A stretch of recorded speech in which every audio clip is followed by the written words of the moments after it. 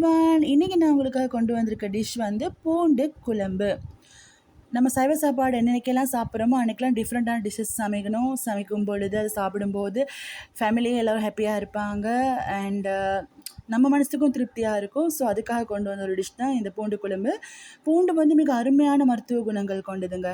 அது நம்மளோட செரிமான பிரச்சனைகளை நீக்கக்கூடிய இந்த வாத பிரச்சனைகள் அவதிப்படுறவங்க, ஆர்த்தரைட்டிஸ், மூல நோய்கள் அவதிப்படுறவங்களுக்கெல்லாம் இந்த பூண்டு வந்து ரொம்ப நல்லது. நிறைய பேர் இப்போ வந்து வெள்ளைப்பூண்டு டேப்லெட்ஸ் எடுத்துக்கிறாங்க. சில பேர் வந்து சுட்டு சாப்பிட ட்ரை பண்ணுறாங்க. சில பேருக்கு சுட்டு சாப்பிட்ற ஸ்மெல் கூட சில பேருக்கு பிடிக்காது.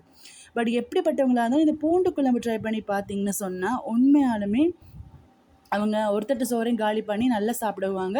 அந்தளவுக்கு அற்புதமான ஒரு டிஷ் தான். ஓகே, ரொம்ப பேசாமல் நம்ம எப்படி இந்த பூண்டு குழம்பு பண்ணலாம் அப்படின்னு பார்க்கலாம். ஒன்றுமே இல்லைங்க. உங்களுக்கு ஏற்ற அளவுக்கு உங்கள் வீட்டுக்கு எத்தனை மெம்பர்ஸ் இருக்காங்களோ அதுக்கேற்ற மாதிரி நீங்கள் பூண்டு வந்து உரித்து வச்சுக்கோங்க. நான் வந்து கிட்டத்தட்ட ஒரு 20 பல் பூண்டு உரித்து வச்சுட்டேன். பட் இதுக்கு பெஸ்ட்டான ஒரு சாய்ஸ் வந்து சின்ன வெங்காயம். அதுதான் பெஸ்ட்டுங்க. நீங்கள் எந்த அளவு பூண்டு போடுறீங்களோ அதுக்கு அந்த அளவுக்கு நீங்கள் சின்ன வெங்காயம் போட்டுக்கணும். இப்போ நான் வந்து 20 பூண்டுக்கு வந்து ஒரு 12 சின்ன வெங்காயம் போட்டேன். ஏன்னா என்கிட்ட அவ்வளோதான் இருந்தது. பட் நீங்கள் வந்து அந்த பூண்டுக்கு போட்டால் ரெண்டுமே ஒரே அந்த சேமில் இருக்கும். ஓகேவா? நீங்கள் அது ரெண்டையும் நல்லா உரித்து வாஷ் பண்ணி அதை ஒரு இடத்துல வச்சுக்கோங்க.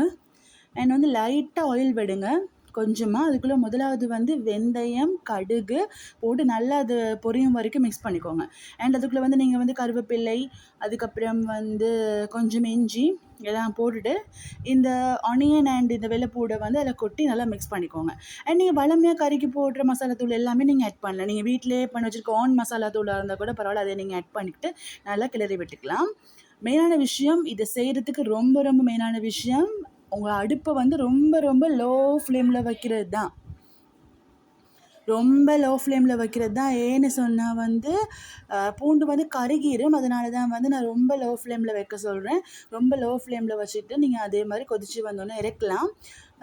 அடுத்தது வந்து மிக முக்கியமான ஒரு விஷயம் வந்து தேங்காய் பால் வந்து உங்களுக்கு விருப்பம்னா தான் சேர்க்கலாம். பட் நான் கொஞ்சமாக ஆட் பண்ணியிருக்கேன். எங்களுக்கு வீட்டுக்காக கொஞ்சம் குழம்பு தேவைனால.